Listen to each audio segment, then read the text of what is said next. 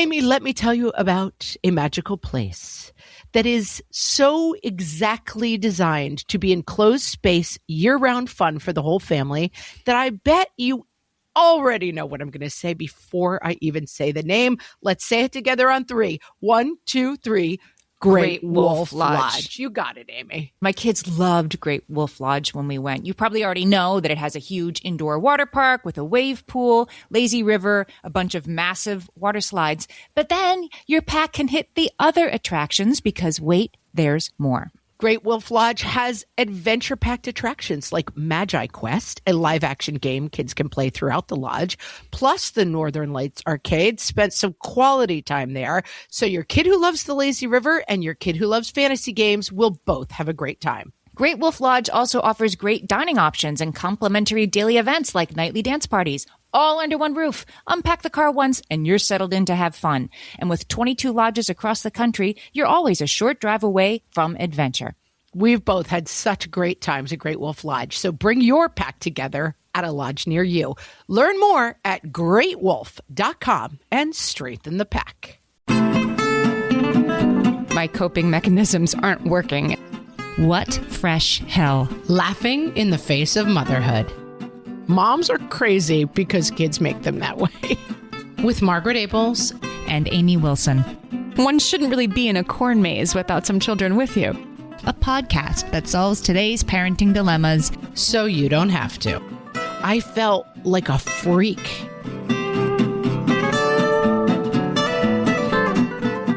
Hello, everyone, and welcome to this episode of What Fresh Hell? Laughing in the Face of Motherhood. This is Margaret. And this is Amy. And today we're talking about what becoming a mom has changed about us. Yes. This is a topic that we've been kind of dancing around a little bit. And then Jordan came to our Facebook group and wrote this post. Episode idea: how being a mother changes your personality, values, general anxiety level, etc. All the things, 3 exclamation points. It does. It does. It changes all the things. It's science. Mm-hmm. Amy's got some science. We have some anecdotes. But I think if I were to point to all of the things, you know, people say, my Aunt Terry always says, what surprised you about motherhood? What didn't you know? This is the thing I didn't really expect, is like, I think I've talked about before on the podcast, bringing home my first baby, and my husband fell asleep and I was sitting up and he was having different health problems. The first night we had to bring him back to the hospital, and just being like this feeling of these metal doors to my old life just clanging shut and being in this like wasteland of like the other side, and feeling so overwhelmed and terrified and frankly regretful.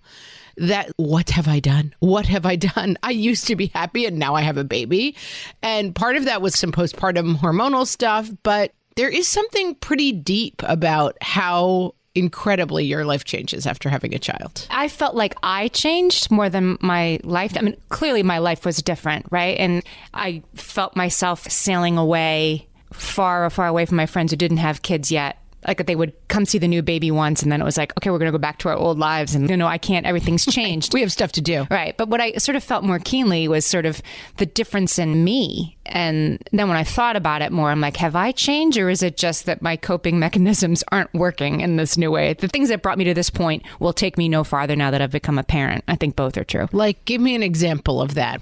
Well, I wrote a book on this. It's called When Did I Get Like This? It's literally what the book is about. So you know, it's a parenting book and it's a series of essays about like, I am not going to overthink breastfeeding. I am not going to overthink where my kid's going to go to preschool. Like each chapter is like, this one, I'm not going to go to cuckoo town on this one. And then I totally do each time over and over in the book.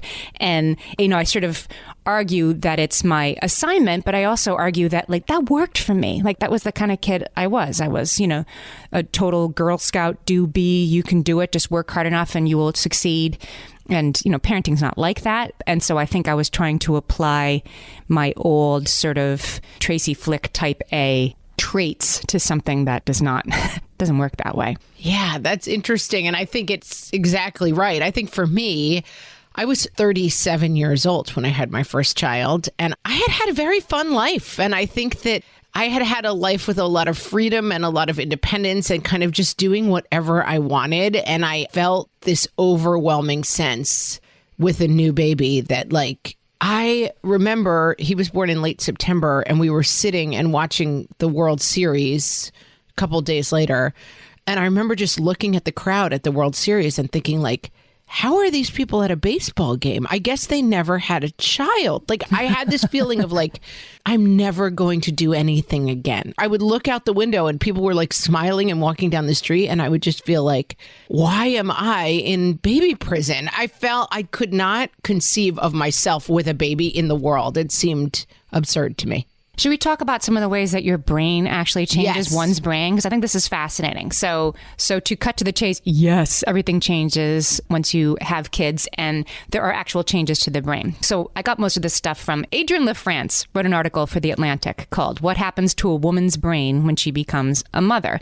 And she, goes through a bunch of neurology. So basically, pregnancy, she says, tinkers with the very structure of our brains.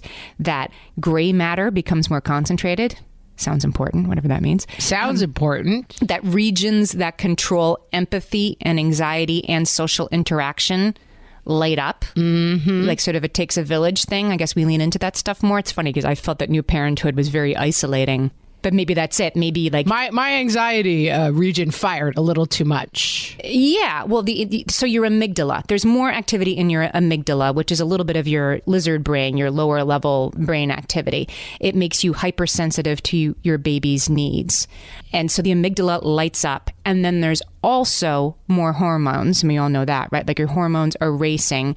And because your amygdala is already more turned up for what, it takes in more of the hormones, which creates this sort of positive feedback loop. It can be positive. It can, it keeps us alive, right? It's a biological imperative. It makes us really want to take care of our babies instead of abandoning them on a hillside. It makes us really want to take care of our own babies. Yes. There was a study that showed, this is obvious, but they were able to prove it, that a mother's brain activity when she looks at a picture of her smiling baby is like 10x what it is when she looks at a picture of a smiling baby.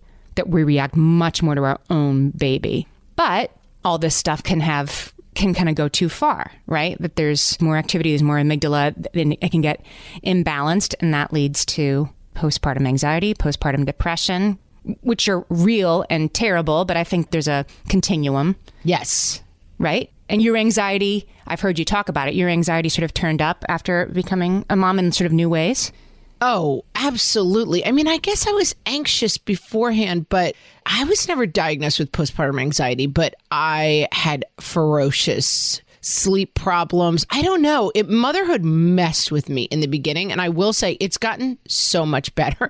I remember saying to my mom at some point, like, at what point do you stop 24 hours a day worrying about how the baby's going to hurt itself? And my mom, who was kind of joking, was like, oh, that never happens. Like, basically, this is the new sensation of your life, that like your most precious thing walks around outside of your body.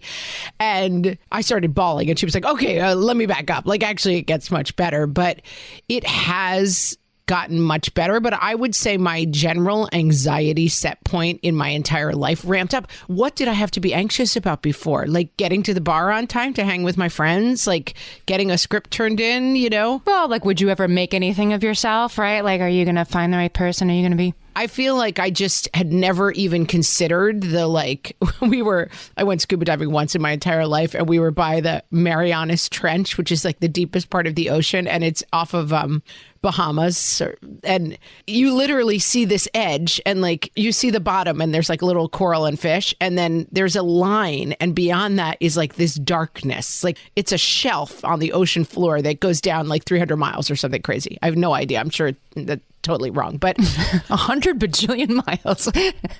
It was I just swam away from it. I was like, I literally can't even look at that thing. It's so mentally upsetting to me, like this trench that drops off. And I felt that my experience of having a baby was that for me, like staring at the Marianas Trench. Like, I thought that life was on a scale of 1 to 10. And then I got handed this baby and I was like, oh, the scale is 1 to a billion. It's felt so different for me. There's a lot of uptick too, not just in sort of actual anxiety, but in sort of compulsive behaviors. Oh, yes, Amy, there is. In mothers, such as I have to check the baby all the time, hand washing, like the kind of mom, we all were this mom to some extent, like putting the sign on the infant seat, like don't touch the baby, don't be around the baby, right? All that stuff that we feel hyper vigilant, and we feel like it's only us keeping the kid from falling into the Marianas Trench or whatever you were saying. Like only we can do it. Yes. Or the metaphorical Marianas Trench is like right there. And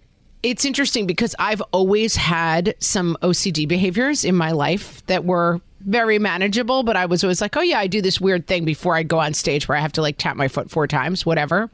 And they became incredibly problematic after I had my kids, like touching things constantly. And it became, I had to actually see someone and deal with it because it became paralyzing to me. And similarly, I always had sleep problems. And after having kids, I developed a kind of insomnia that was really messing with my life. I don't know. Having kids was hard for me, guys. And it's all a mix. There's actually, so you have more sleep problems after becoming a mom. Were you more like attentive to the baby's cry than your husband? Of course. Yes. And I've always had problems with once I'm asleep. Now that I'm getting older, I'm actually finally losing this. But I used to be like, you could put an air horn next to my head at 7 o'clock in the morning and I could fall back asleep. But at night, falling asleep was always a huge problem for me from the time I was a little kid. And it got to the point where I lost my ability to sleep. I wasn't sleeping. I was just getting into bed at night, ragged, tired. But I would be like, if I fall asleep, the baby's going to cry. And I would just, like my ear was open. And one thing I did do for that, which helped, is that there were nights we had a tiny, like 900 square foot house. So there was no other bedroom or anything to go to, but I would trade sides of the bed. So I was the farther away from the nursery with my husband, and I would say, you're listening for the baby tonight. And then I would put earplugs in, and somehow it turned off that part of my brain that was listening for the baby all the time. But I really struggled with all this stuff. It was so tough. Yeah. I am a light sleeper, and I became like Princess and the Pea light sleeper. This was fascinating. I never knew this until I researched this episode. So we all know that the mother is suspiciously more able to hear the baby crying in the middle of the night than the father, the female parent than the male parent. And there's a reason for that. It's the oxytocin that's in our system. One of the things it's making us do as a biological imperative is hear the hungry baby crying and want to feed it in a way that our husband doesn't, because he can't feed the baby with his breasts. But this study proved that there is more oxytocin in a breastfeeding mother during the night than in a non-breastfeeding mother, than in a formula feeding mother. So that the breastfeeding mother is even more likely to be hypervigilant to the baby crying in the middle of the night, because it's, her breasts that are feeding. Like, your body knows if it's the breast feeding the baby or the person feeding the baby. Does that make sense? It does. It's fascinating. And it's not surprising, but it is fascinating. Oh, it messed with me. Oh, everything messed with me so bad. And I do want to emphasize for people who are listening with a newborn who are in this space, this has gotten solved for me. My anxiety is probably a little bit worse than it was before kids, because I have 3 kids constantly out in the world, but my kids are now 12, 11. Oh, I just had a birthday, 13, 11, and 9 now. I have a teenager now. Wild. Wow. But during the day, I don't spend a tremendous amount of time. Like, I could go to the World Series now and sit there and have a hot dog. Like, I actually understand that there is a world that is not like checking the video monitor, right? You're not watching them do their homework while you're at the World Series. I had a rough birth, so I had a lot of injuries post-birth. And then I got, what's the horrible gentian violet? It's like the thrush. Oh, yeah. Oh my God. I really had a hard time. Gentian violet is what you have to put on your nipples if you have thrush, which is like a breastfeeding infection. Oh my gosh, it really was bad. The mother and the baby pass back and forth, as I recall. Oh. I'm barely remembering it, and I lived it too.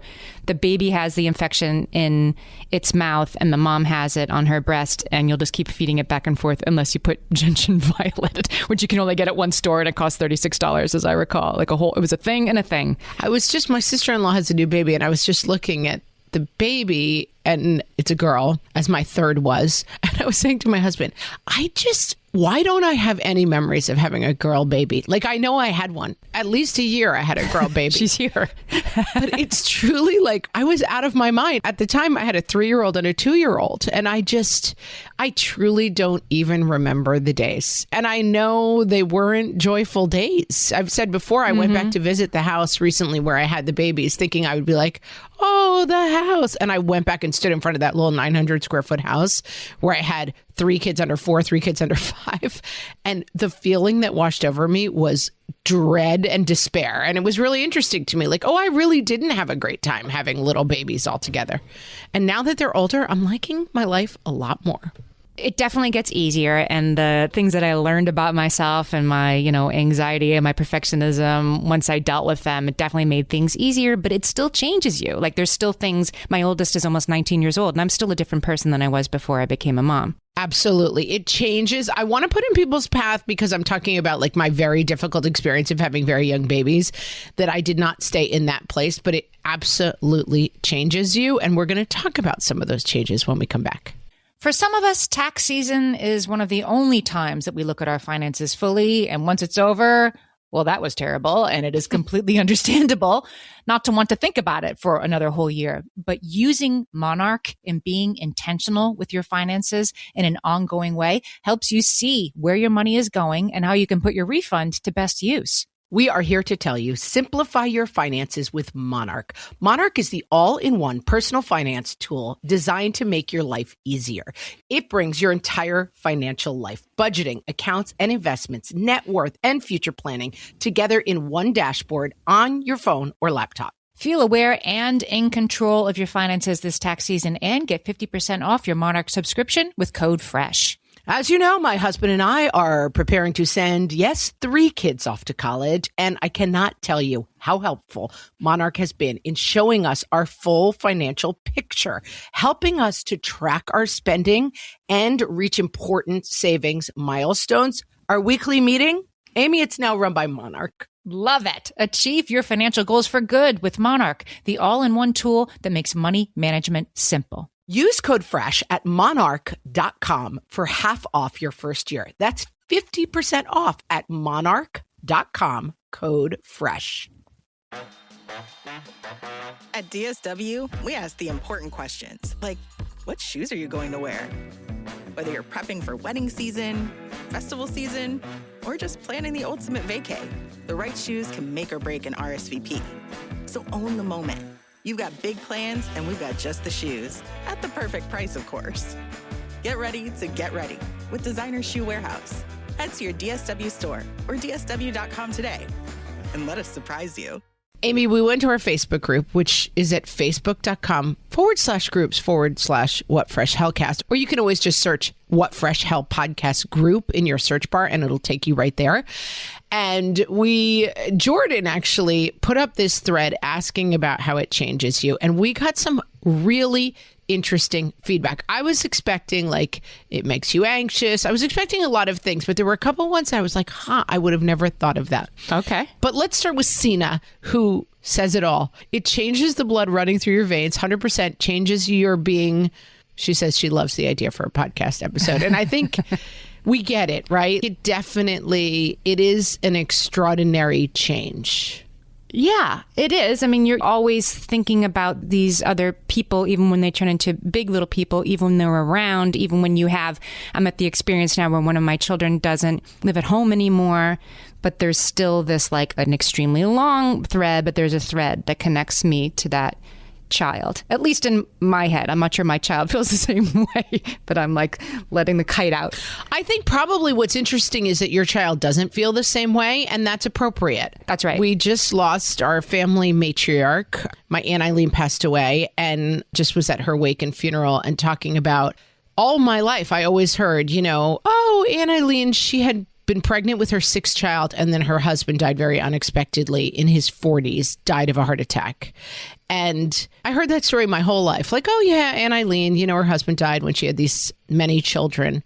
And then I remember in those days of sitting up late nights and thinking about all of a sudden, like, Aunt Eileen, this happened to her. I've heard this story. Like, why don't we have a shrine to Aunt Eileen in our yard? You know, like, how did we just talk about this as like, oh, this is something else that happened? And I think that being inside the experience of being a mother and that connection to your children and the difficulty of doing it is something that you are always outside, and that is kind of appropriate, you know? Mm-hmm. And it's interesting how becoming a mother sort of changes your perspective about, you know, your aunt or your own mom or your grandmother, right? Like these things become newly interesting to you. I became, you know, very interested in my own grandmother. She raised, you know, single mom, like Aunt Eileen, and had to raise a kid on her own. And like in a time when you couldn't really get a very high paying job if you were a woman, I mean, there was a limit to what you could do. And yeah, that became so much more interesting to me once I could imagine that world instead of moving merrily along as a young person who doesn't understand the amount of maternal investment. That's right. Isn't it empathy versus sympathy? Like you're sympathetic to it, Yes. but then when you're in it too, you're empathetic. empathetic to it. And that's a very different experience. This brings us to Jill, who says, this is a quote from someone else, "With the pitter patter of little feet, 1,000 words you will eat." And I think the idea of like, I know how to be a parent is very different than actually being a parent, right? It's another thing. That's so funny. Yeah. What kind of mom lets their kid blah, blah, blah? I was in a newborn, you know, parent support group, like one of these things that's set up by the hospital. Like you guys all had your baby the same week and, you know, you should connect and you can come to the hospital. Then you're supposed to sort of continue it on your own. We did at least for a few months. Anyway, there was a mom in my group, parent of first baby, just like me. And she was a pediatrician sitting in this group while all of us had 10-day-old babies with us saying, "Oh my God, I already cannot believe the advice I gave parents." Like she was like, just let them cry. Who cares? Like she was now a completely different pediatrician due to the parenting experience and the change of perspective it had given her. Yeah. And it's a gift, but it's a tough gift. It's a gift that doesn't come for free, you know? Yes. Amy Chrissy says, I am going to steal the title of Amy's book, When Did I Get Like This? I ask myself that question almost daily. Motherhood has changed so much for me. I could have never anticipated the crushing anxiety, the weightiness of each decision, the deep down daily feelings of failing at it all. It's also changed my perspective in a way that would have been impossible without being a mom, as we were just saying. I love this. Before becoming a parent, I gave my own mother such a hard time about so many things. Now I see her in a whole new light and she gets a pass on all of it. Moms are crazy because kids make them that way. My mom was so like smooth sailing, like never lost her patience, or like I can count on one hand and I remember them because we drove her to her breaking point. But I never gave her a hard time about stuff. But I definitely thought because she made it look easy, that it was therefore easy. Your mom's a special case. I've met your mom and we've had your mom on the podcast. You know, and she really is made of special stuff. Yeah, she made the invisible work invisible, and she's always in, you know, in a good mood, and it's always a good day, and like she's always in a good mood. She's gifted that way, and it made for a very happy childhood. But yeah, so for me, it was more like, I gave her a hard time and I shouldn't have. It's more like, wow, I should have given her more credit instead of just being like, as usual, everything's perfect because that's how it always is. It's not like it's hard. We had Amy's mom and my Aunt Terry on the podcast, and we'll try to link to that episode. Yeah, we should. And Amy's mom was like, I don't know. I just loved being a mom and I just enjoyed every minute. And my Aunt Terry, who was standing, my mom passed away a few years ago, so she was standing in for my mom. She yells, your mom had 6 kids. Terry had 5. And she was like, yeah, I mean, I thought about throwing them out the window, but I was like, we only live on the 2nd floor. And that probably would just mean a night in the ER for us. You know, moms come in from all different angles and Yes. they come from all different places. And I do think that it's also a job, like a lot of jobs, where when you stand on the outside, it's like men watching football. You really should have jumped 2 more feet and caught that catch from 50 yards away. It's very easy to sit on your couch and be like, hey, dude, on TV, you stink at this. There were a lot of memes around the Olympics. Like, what the heck is wrong? You can't land a triple sow cow on the balance beam. Right. Or why don't you walk, Aaron Judge? That kind of thing. Yeah, come on. I know what I would do sitting here with my beer and pretzels. Yeah. But there's a lot of that with mom, like, oh, you know, either our own mothers or just watching other people parent. And I'm amazed that anybody, I mean, my husband has been traveling a tremendous amount lately, and I'm doing a lot of stuff on my own. And I have to say, there are days where my kids go with bonkers hair because, like, I can't remember the shower at night and the form and the this. I bow down to any mom who is getting their kid vaguely dressed with a form filled out and a mask and all the different things you need right now. And in the front door of school, you have my enduring respect. Yeah, you'll get a gold star here every day. Yeah. Come here for back pats, as Margaret likes to say. Back pats. Although I have a tremendously hard time actually saying the phrase back pats. She would like to say it, right? I'm always like, pats? I don't know. Back pats available. I think that brings us, and I want to read these because I think they're really important to this. Cassie says, being a mother has changed me in ways I could never imagine. From the time my son was about 4 months old to now, he's almost 1.5. I have been on a childhood trauma healing journey. Having my own child brought up flashbacks to moments in my own childhood that triggered memories. I know at the end of this road, I will have grown better, but right now I'm feeling like I've taken the wrong exit. And Heather also says she has new and different anxieties. I have found respect for never say never. I'm seeing flaws in my own childhood very clearly and trying to avoid them. This is an experience that I have seen in a lot of friends of mine where having children of their own has made them really re-examine some really tough things from their own childhood, things that they thought they had recovered from. Things they either repressed or... Yep. You know, friends who had parents who maybe left or were absent from their childhoods. And they've always sort of processed that as like, oh, well, you know, they wanted something else. And then suddenly they have a child of their own. And the reality of what it is like to leave a beloved child, it causes a whole second reckoning with some things that happen in their own childhood, or people who were hurt as children look at their own children and think, what kind of person would hurt a child, you know? And it brings up even just not abuse. I can think of a family member example, man who was in a car accident when he was 4. And it was, you know, a family story. I mean, you know, had to go to the hospital and lived. It was fine. Injuries were not serious. And then years later, has a son. And then when that son is in his 4th year, there's all of a sudden this huge reckoning for that grown-up because of this thing that had happened to them when they were that age. And now you have a child of that age. Like that whole year was very impactful for this person all over again. And just this sort of, I think it's this prism you're seeing like, oh, that's me. I was like that when that thing happened, and you're reliving it. Yeah, it's the circuitry and wires and complications around that go so deep. I want to point people to, we have a Fresh Take with Christine Coe and another Fresh Take with Janice Johnson-Diaz, and both of them talk about childhood trauma and revisiting that from a parent's perspective. And they're really, really interesting episodes. And I think it's something that people don't talk a lot about. It's not a topic that I hear often, like, oh, being a mom has really made me this and made me that. But this idea of like being a mom has been a wormhole back to my own childhood in ways that have been really difficult. I think that's something we could talk more about. Tiffany says, it's been interesting to see how motherhood has brought to light some of my flaws or things I need to work on, but also made me learn to love parts of myself that I struggled to before. I am so much less judgmental. Becoming a mom is so humbling. I thought this was a beautiful perspective.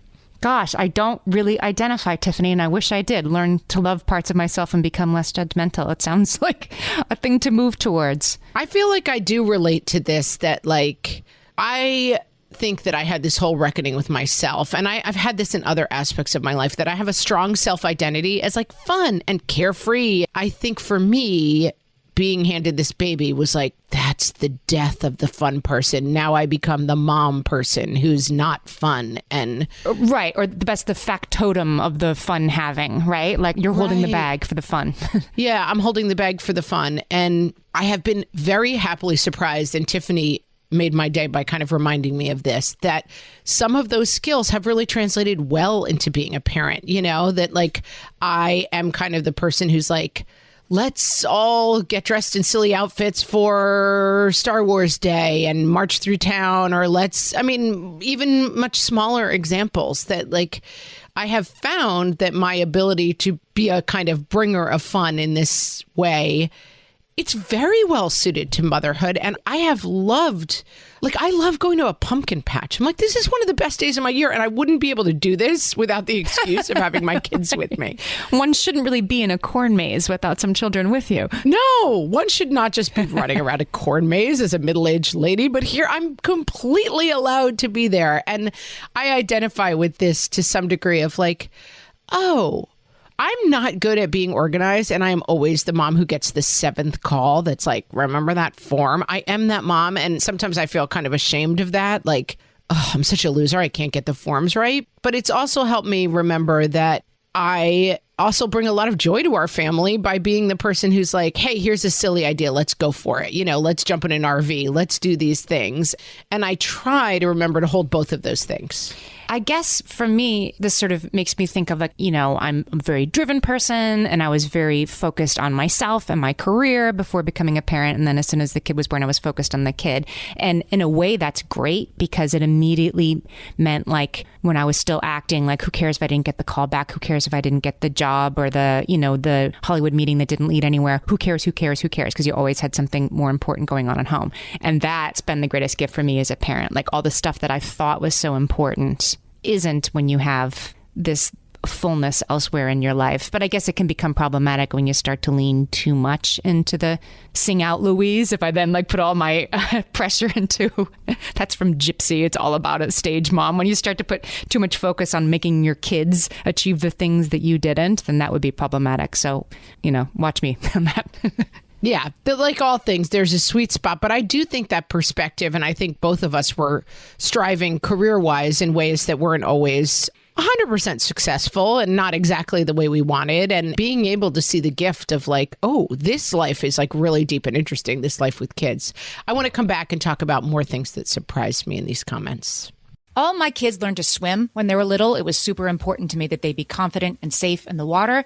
There was only one problem with that: taking them to swim lessons. I mean, the pools were freezing. There were always cranky adults doing laps right there. And it was definitely not, for any of us, what you would call fun. Amy, heard. But now there's Goldfish Swim School. Goldfish takes a really thoughtful approach to swim lessons, combining research-based teaching with a warm, kid-friendly environment that actually helps kids thrive in the water. Every detail at Goldfish is thoughtfully designed to create a golden experience, from shiver-free, warm indoor pools to comfy waiting areas for parents to professionally trained lifeguards on deck. Goldfish uses an approach called the science of swim play, which combines guided play with proven teaching techniques to help kids learn to swim, build water safety skills, and gain confidence, all at their own pace.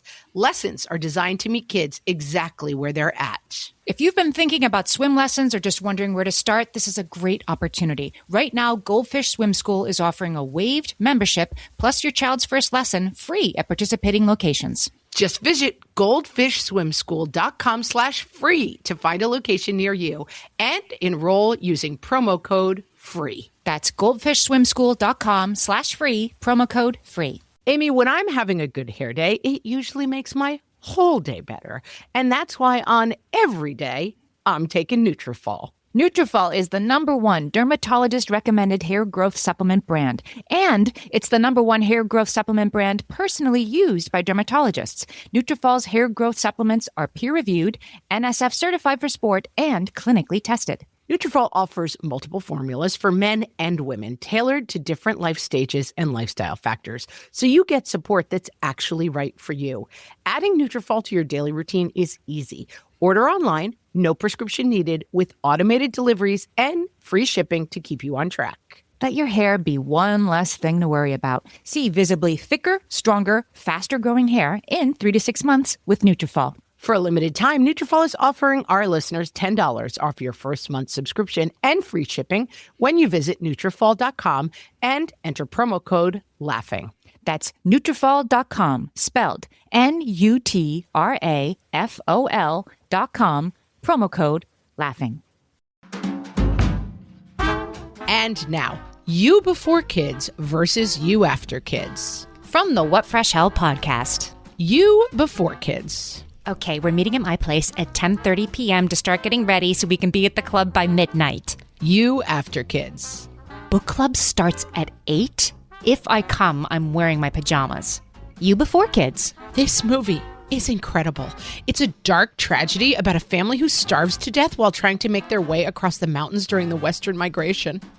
You after kids. Oh no, I can't watch anything where a child is in danger. Or a dog. Is there another episode of the Great British Bake Off that we can watch? You before kids. I love to drive. There's just something so fun about being on the road with my tunes going, the window down and the wind in my hair. You after kids. Okay, well, listen to the Frozen soundtrack if you two stop hitting each other. Oh, no, don't throw up. Oh, God, you threw up. You before kids. It's the weekend. I just need to sleep. I need to get some brunch, and I need to totally reset. You after kids. It's the weekend. Set your alarm for 5:30 a.m. so that we are not late for soccer. And every second that we are not at a kids' sporting event this weekend, we need to be doing laundry and matching up socks. This has been You Before Kids versus You After Kids. From the What Fresh Hell podcast. So a couple more surprising things from our Facebook group about this. Jill says, I'm so much more go with the flow to survive the family chaos. Jill, who are you? What? We don't understand your ways. Like, was that a light switch, Jill? We need to have Jill on the show. Like, really? Like, all at once? We need to have Jill as a special guest because who is this person? Like, I became whatever the opposite of go with the flow is. That became me. I became the, oh my gosh, everyone's going to die all the time. And I have to touch things to make that stop happening. I mean, I'm trying to move towards that. There's an anxiety sort of approach that when you're anxious, there's something you can tell yourself, like the self-talk. And one of the things you can tell yourself is, can you think of a time when you worried like this before about something that turned out to be okay? And of course, like the list is, infinity long. Yes, I've worried every day about things that didn't actually. Yeah, that's a lesson I will never learn. My husband is always saying to me, wow, you really like to think about everything that could possibly go wrong. And it's like, yes, I do. I like to imagine all the scenarios. That's almost reassuring for you, I think, right? It's like if I've thought of everything that could go wrong, as long as my list is complete, then... Yes, then maybe it won't happen. And of course, that's not accurate, but I understand it. I identify. But I do think that's gotten tremendously worse since I had kids. I mean, we drive in a car and every time there's a bend in the road, I'm like, what if there's someone on a bike right past that bend? I mean, it's the constant vigilance. It's exhausting is the word. It's funny. I think I tend to like bring it down to bite size. Like I worry about like these forms are all due by October 1st and it's, September 28th. I worry about that. I don't worry about like, what if my kid gets in trouble at summer camp, something bigger. I do think for me, I was just thinking about this. That for me, I feel like my mom identity, I just had a big milestone birthday and people were talking about, the me that they'd known. And there was a thematic thing about people coming to my incredibly messy dorm room apartment that like people would be like sleeping and there would be like dirty dishes under the bed. Like 3 different people mentioned it. And I do think that I do not do that anymore. I do not leave. I mean, my husband would say I leave cups around, but the idea of being a mom with dirty dishes in her house seems to me unacceptable in a way that being a person with dirty dishes under her bed did not bother me at all. And so that's why I can't identify with the more go with the flow. I'm like, I must pretend to be a normal person now that I'm a mom. But it is at least a change about you that was for the better. And I think that's good. That was probably for the better. It's nice to hear that there are some things that change. There are upsides. Like when I was pregnant, my eyesight improved. My eyeglass prescription improved while I was pregnant. Isn't that bonkers? I mean, I thought it was bonkers. The eye doctor was like, oh, no, yeah. Like pregnant women, it changes your eye prescription. Not always for the better, but sometimes. Like I'll take one win that I don't need glasses all of a sudden. I'll take the win. Take the W. I do now, but for a while, I got a couple good years out of it. Cassie also says she's become more laid-back patient and now embraced the mess. She's going to be our co-guest on this episode. Sticky counters or crumbs on the floor. I guess I can see where if you were like, everything has to be spotless and clean all the time, that you would have to let that go with little kids. Right, or only ever clean. I went the exact opposite, where I was like, I actually can't have my kids like eating moldy pancakes out from under my bed, so I guess I have to clean up. Katie says, and this is, we were just touching on it kind of before the break. Sometimes I feel like I've lost commitment to things I used to value because I don't have the energy. I'm going to offer Katie a big fat, it gets better. I have a very rich life outside of having kids now, but for 4 or 5 years, I did nothing but kids, breastfeeding, diapers, chicken nuggets, sleep as much as I possibly could. And I definitely remember feeling like, oh, it's over. Like it's lost all the things I wanted to be and do. And now my life is like 80% work and thinking about my own things and 20% dealing with my children. Maybe not quite that severe, but I mean, this gets so much better. And I remember feeling this way and then being like, oh no, that was just this is seasonal to me. Yeah, no, you're right. It shrinks down, it comes into close up, and then you can kind of zoom back out. And of course, it might be different things like the volunteer activities that I'm involved in now or things I didn't really know about or have on my radar screen before becoming a parent. It'll help you find new things that are important to you. But you're right, you naturally find sort of new uses of your talent and time when you have those things available to you again. Yeah, look for them, lean into them when you start coming out and when you start, shrinking back the childcare. But I do think that this is something that comes back. And I wish I'd known that a little bit more when I was like, I guess my life now is only diapers. It's not. Yeah. April says, I like this one.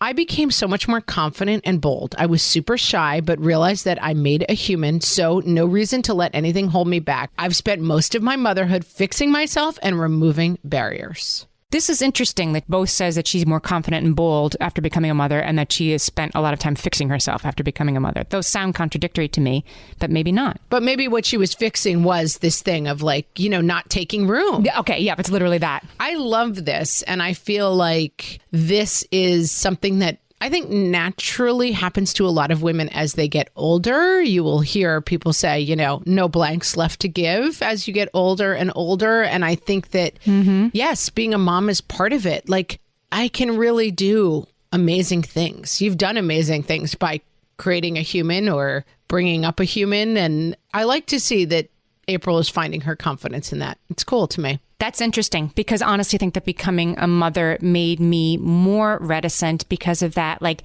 feeling you get in a mixed group, particularly like men and women, like, I mean, that sort of cocktail party thing when they ask what you do and you say, well, I'm raising my kids. And they just... And everyone's like, sad trombone for you. And you get the, 15% of their shoulder already because they're on to something next. Or they just assume. I mean, I've had people make assumptions about me. Like groups of people being like, well, no, she doesn't have time to do any of that. She has 3 kids. I'm like, well, actually, I have this. I have a podcast, whatever. People make assumptions about you that you don't have that much going on. They hear mom and they stop listening.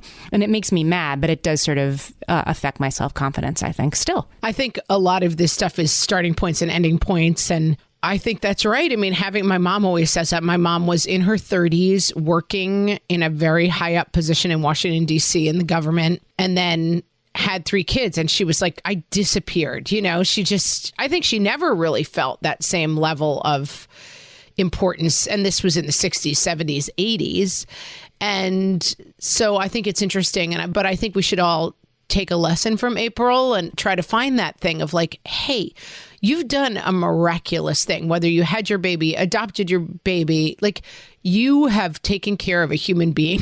It's really hard, and let it give you that confidence. And the people who turn away from you at cocktail parties, too bad, so sad for them. They're missing out. Yeah, they are.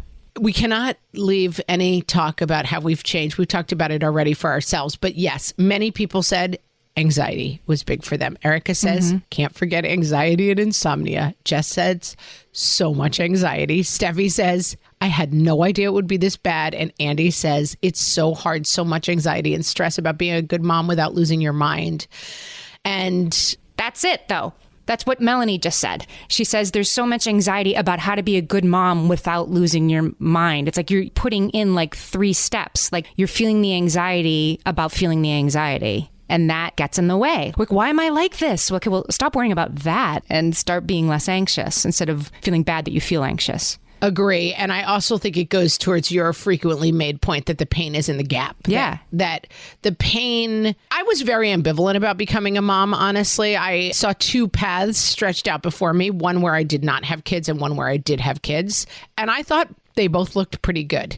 And I felt a little bit pulled towards the motherhood track because I kind of felt like, well, that's kind of the full human experience track. And I guess I have to go down that track.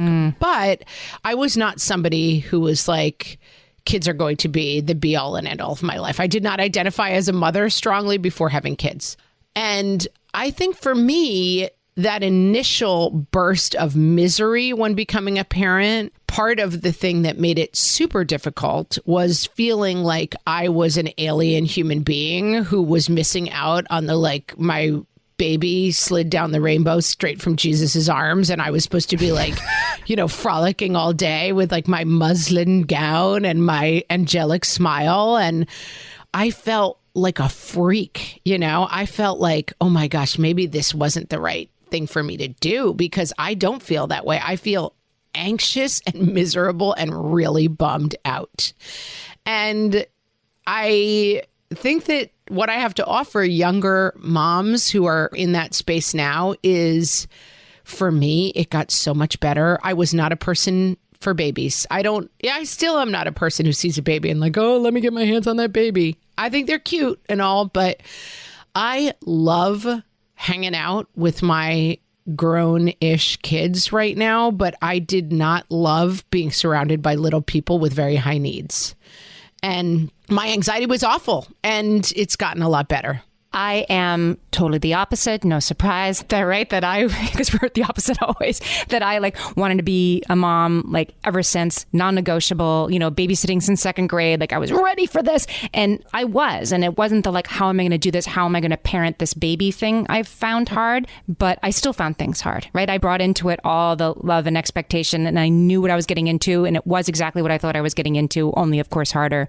And I still had anxiety about it, even though I had no ambivalence about it at all. So I think it happens no matter what. Yeah. And anxiety, I mean, I saw somebody write a long time ago, it's a piece of your heart walking around outside your body now. And like, that will always be an anxiety producing experience, because what we like is control, and we have a lot of control over ourselves, and we have a lot less control over a being that is outside of ourselves. And so anxiety is a very, very natural part of that, but I think it's worth trying to fix when you can, and trying to quantify it, and trying to make it better, and knowing that, like, for me at least, it got a lot better. I would say I used to spend 90% of my time worrying about something bad happening to my kids. And now I think I probably spend 10% of my time worrying about that. And it's still, I'd love to get to 1%, which is where my husband seems to live. But I would like to get it lower, but it has gotten significantly better. You know, if this conversation was useful for you, you should definitely check out Toddler Purgatory. Their latest episode is called All the Feels, and they're talking about mom guilt and rage and shame, less the postpartum anxiety stuff we've been talking about today, but just the sort of the things that you feel and then you feel bad about feeling them. And they talk about some really good sort of approaches for sort of moving past it, for sort of acknowledging it, sitting with it, and moving on. And so go check that out for sure. Find that wherever you listen to podcasts, Toddler Purgatory, and then do us a favor. A rating or a review for our show, What Fresh Hell, or Toddler Purgatory, always helps people find the shows. And so if you would take a little time out of your day and give us a rating or review in your podcast app, that would be wonderful for us. Tap, swipe, star it, wherever you're listening right now. Tap, swipe, star, yes, inside that app. And yeah.